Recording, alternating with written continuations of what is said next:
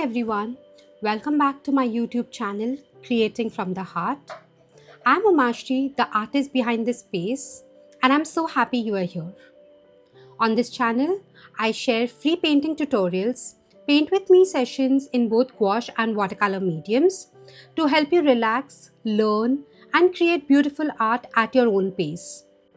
If you're someone who wants to dive deeper into these mediums, you can visit my website umashitaparia.com and explore my signature courses.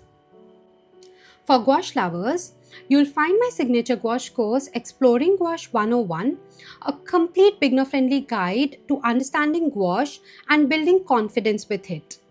It compiles of basic understanding of landscape elements for gouache painting along with 5 practice and 7 real-time tutorials compiled into one detailed course spread over 15 plus hours of learning. And if you're excited about a longer creative journey, don't miss my 50-day watercolor marathon bundle where I guide you through 50 real-time tutorials to strengthen your skills step by step. You'll find the link to my website and these courses in the description box below. So do check them out if you wish to learn with me more closely. All my signature courses are recorded and available with a lifetime access. And in case if you need any further help, you can always reach out to me over the email mentioned in the description below or on my social media handle Creating from the Heart. And now let's dive into today's painting. So grab your supplies and let's get started. So for today's Paint With Me session, we are going to be creating this beautiful gouache landscape in under 30 minutes. So let's get started. All you need is a sketchbook, some paints and brushes, and we are good to begin. So for today's landscape painting, I'm using this E6 size sketchbook. It is a 300 GSM 100% cotton sketchbook and I have my gouache palette here. I have the colors ready on my palette. I have removed in the lavender color, pink, yellow, orange. So beginning in with the lavender color first at the top, you can simply mix in blue, violet and white to get a similar looking bluish violet tone for the sky. And then I'll blend this with the pink and then moving on to the yellow and orange for the sunset views.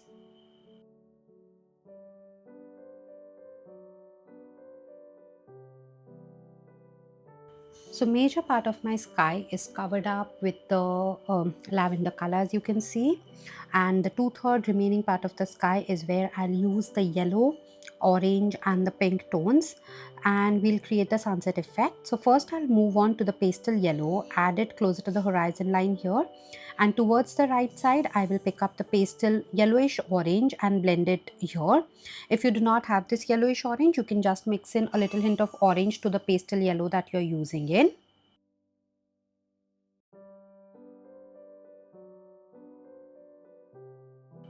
Now if you notice intentionally I had left the gap between the lavender and the yellow color. There I'm adding in white and blending in these two colors.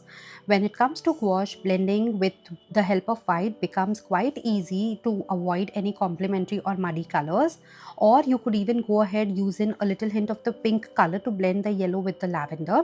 But I'm going to be adding in the pink highlights towards the right side of the horizon line here and then the cloud details at the top. So that is the reason I wanted to use that white in between to get in a transition between the lavender and the yellow color.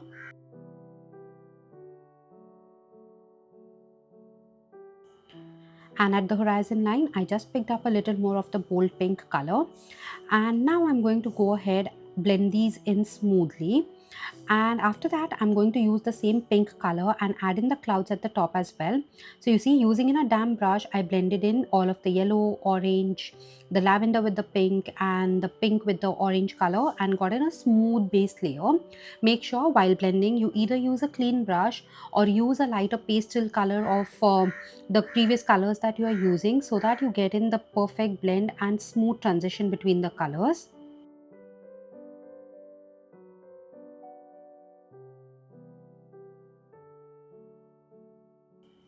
Now using the same filbert brush, I'm going ahead and adding in the clouds at the top. Using in the tip of the brush, you can use a flat brush, round brush and just add in some cloud movements into the sky. I'm using the pastel pink color here to add in these cloud movements.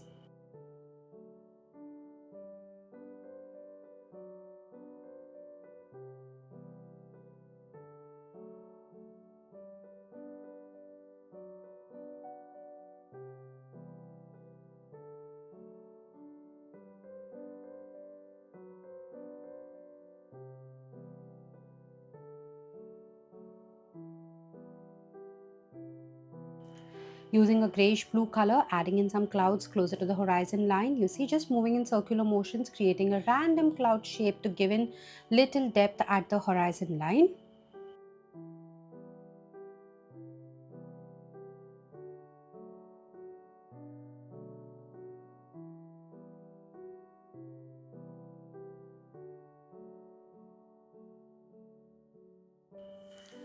Just using the tip, dabbing in circular motions helps you create clouds, and then if you want to blend them with the base colors, you can use the light pastel base colors and blend them in, or with the help of white you can create little highlights on top of it as well. After this, I'm still going to be adding in little more cloud details at the top on the lavender color as well.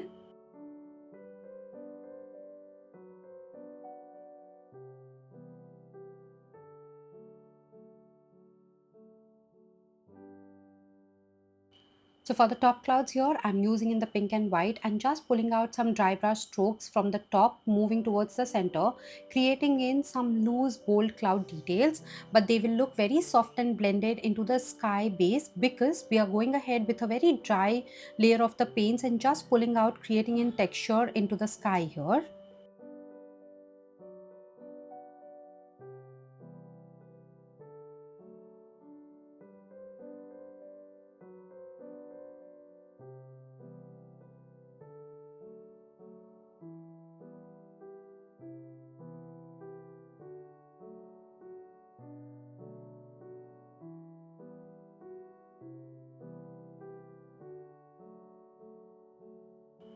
Added in some more highlights with the yellowish orange color, creating in little clouds in the center space, giving in that sunset effect.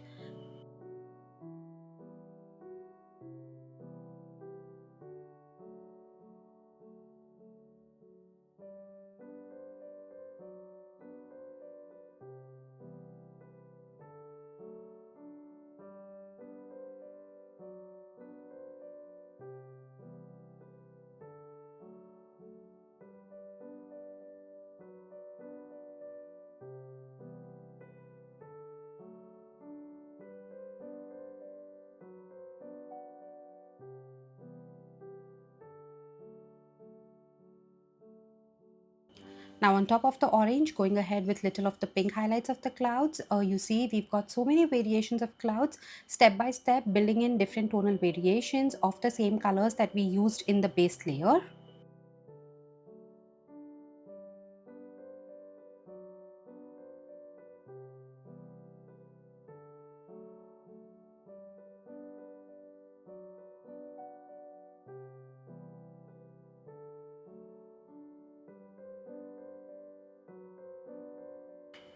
Now using the same colors of the sky, I'm going to first paint the water space here.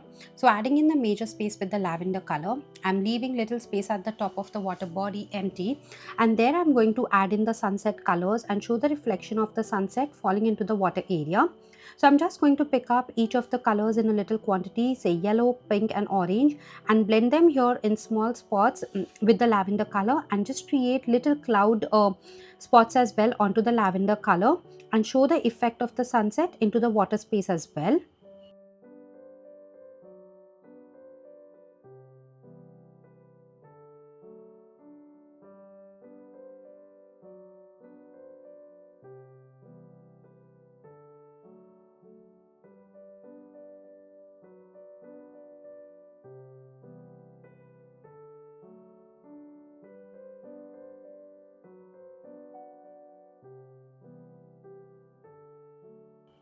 Now for blending this, I'm again using a very light yellowish color, and you see I'm dabbing in closer to the lavender color in such a way that no muddy tones are formed and we have a beautiful blend between the colors just as we had in the sky.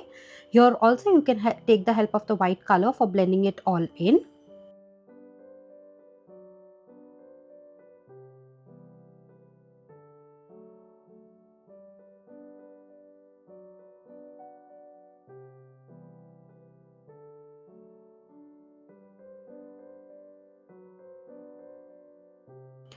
Now after the water body space, let's move on to the green fields. So first I'll pick up the light pastel green color.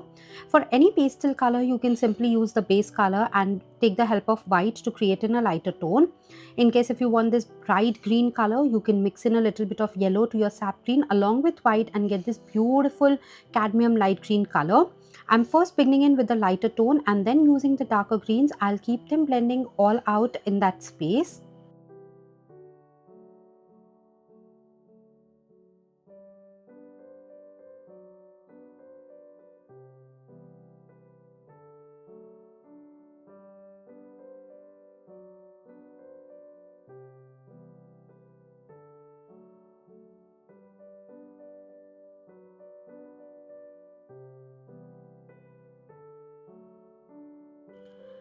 As you can see, I'm using 2 to 3 tonal variations of the green. From the light green, I moved to a medium green color and now going ahead with a very dark green color. For creating in a darker green, you can mix in green along with some black, brown or blues and get the darker green of your choice. It's always about experimentation and working with limited palettes that will help you get more color blending and color mixing concepts right.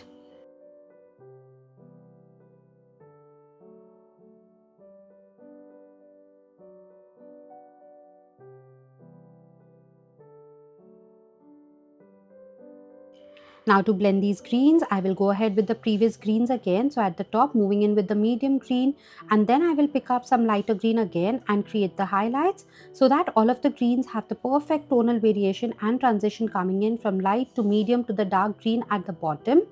The reason of using the dark greens at the bottom is to create that shadow depth at the bottom space.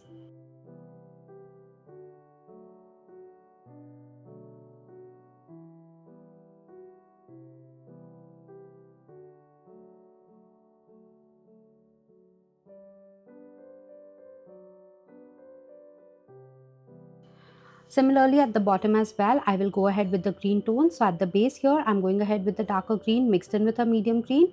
And on top of the fence area, I will go ahead with another base green, on top of which we'll be adding in the grass strokes moving further.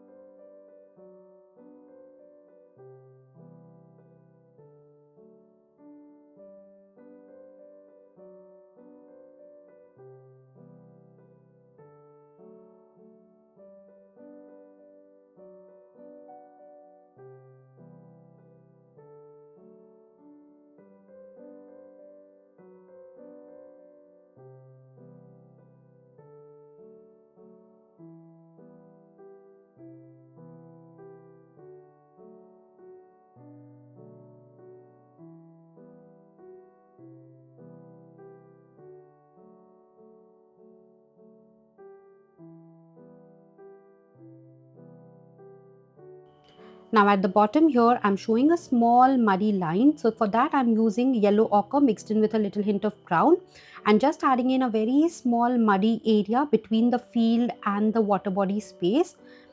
And to this also, I will blend in with the green using in the darker green again. I will just go ahead and show a soft blend between the grass and this space. So running on that blending meeting point and just blending it all in again.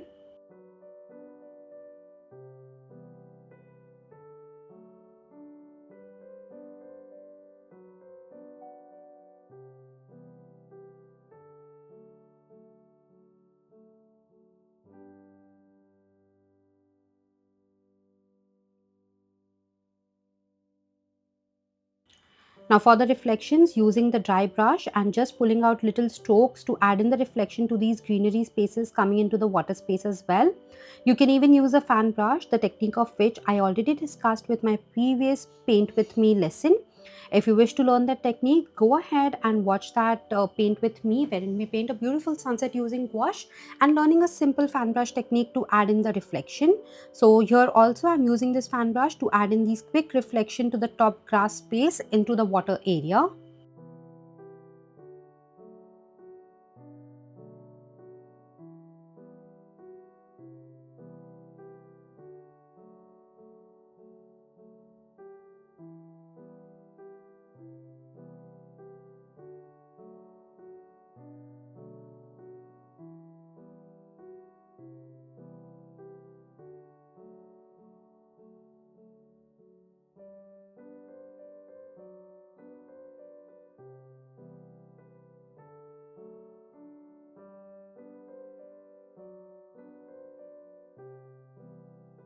Now on the horizon line, using in the very dark green color, it may almost seem like black, but it is green mixed in with very dark tone.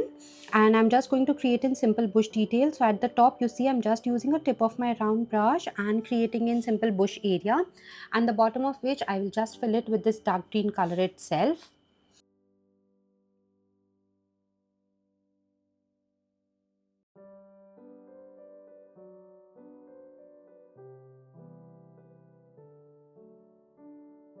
So I filled the entire bottom as well with this dark green color.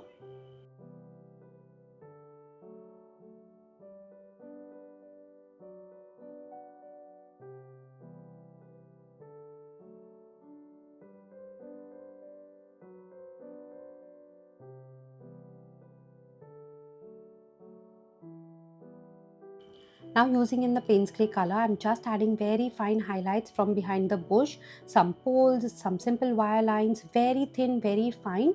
These are minute details showing that the horizon line is far off from our view. So most of the details will come closer at the bottom fence and the grass areas that we'll be adding in.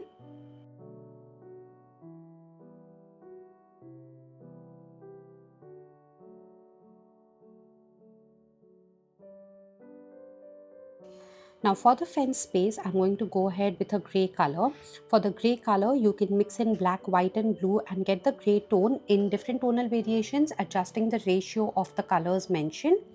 Going ahead with the base layer for the fence with this grey color, on top of which we'll be adding in textures using white and black once this space dries out completely.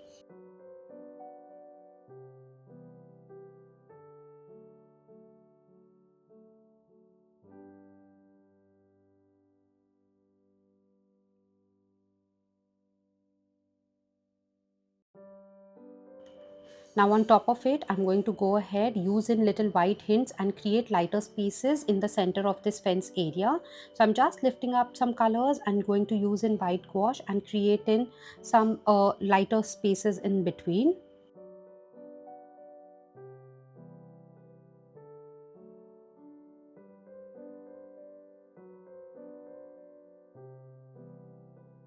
Now at the bottom of the fence, this space dried out quite light. So I'm just adding in another darker layer of the green here because I really want this space to be dark shadow or space for the top grasses that we'll be adding in.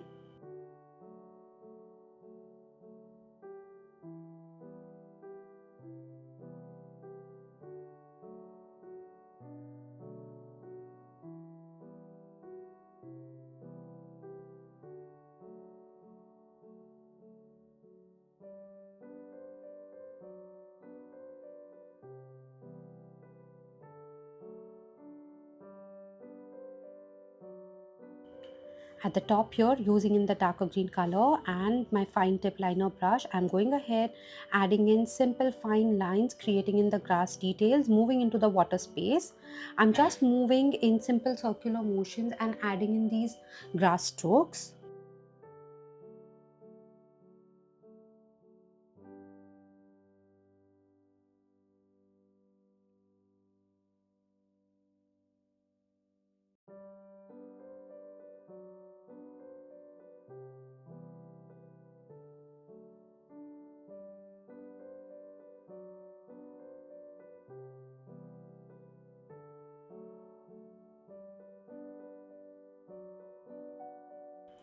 Adding in these fine strokes will take you time, so be patient. If you want, you can skip this part as well and avoid adding in these detailed grass strokes here and leave the painting here with just a little more details into the fence space. I'm going ahead with a lot of delicate details out here and just going ahead with these fine strokes first with a very dark color. Then we'll add in some highlights with the lighter tones as well.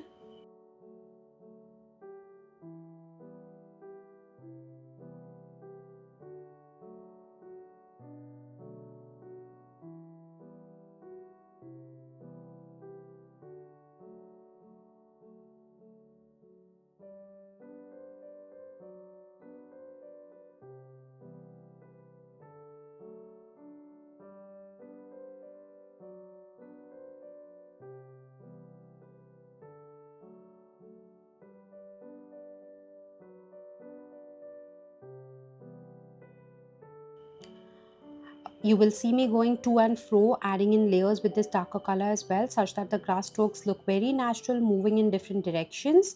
And if you want the line of this grass as well, you can turn it into a little messy one by adding in first a little dry brush texture in the base layer, and then going ahead with this detailed grass strokes.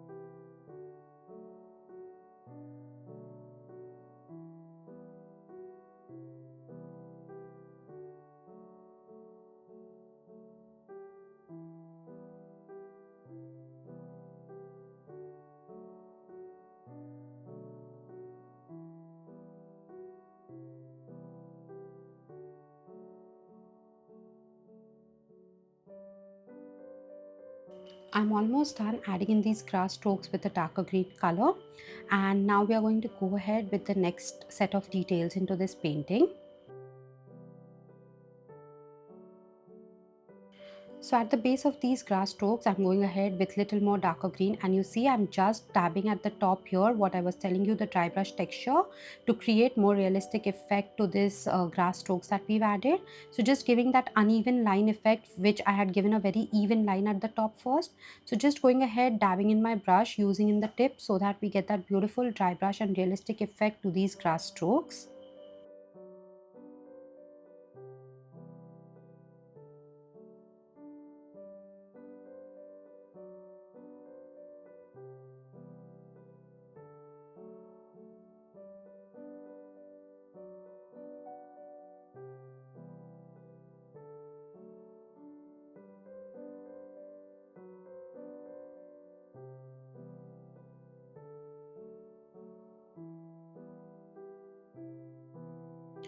Now onto the fence area. Once it is completely dried, go ahead with some strokes with the Payne's grey or black color first, giving in very crooked dry brush sort of lines, and then using in the white color, we'll add in some more depth and details.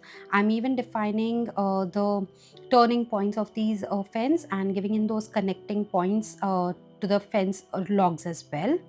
You could even paint the fence with the brown color and add in the details with some darker browns or a little white or yellowish hints as well.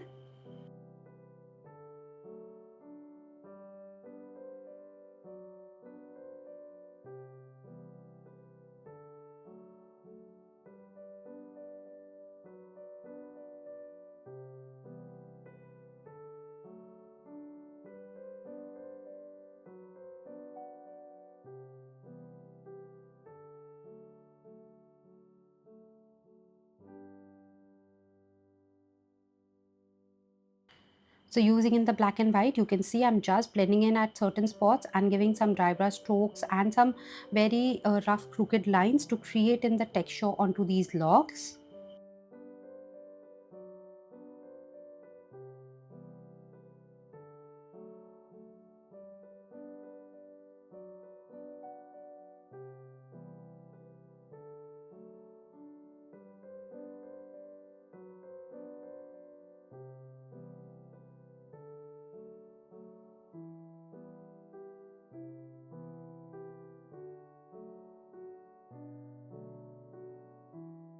Now using in a lighter green color, I'm adding in some highlighting grass strokes on top of the darker strokes that we used. So for that, I'm using a pastel green color with white mixed into the same darker green that we used at the base. You could even use white gouache and create in some white highlighting grass strokes onto these grass areas.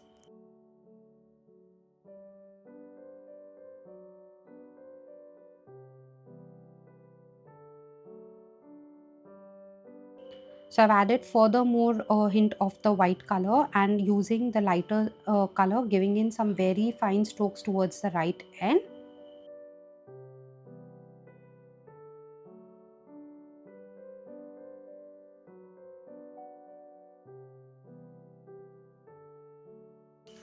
Going with one more layer of the dabbing with the dry brush technique at the base here, using in a darker color. And then we are ready with this painting and to peel off the masking tape.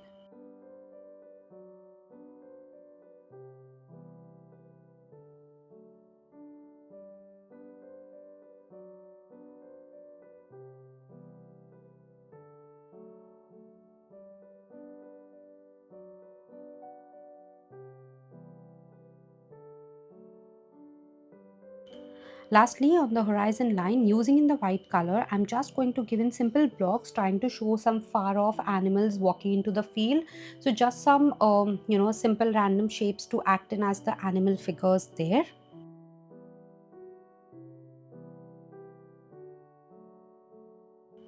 So we are ready with the painting. Let's see the painting with the clean edges by peeling off the masking tape once your edges are completely dried. I hope you guys enjoyed painting this with me today in my Paint With Me session. And if you like this video, make sure to hit the like button and do subscribe for more such Paint With Me tutorials. Here's the reference and here's the final painting that we created. Thank you so much for joining me and see you guys into the next Paint With Me lesson.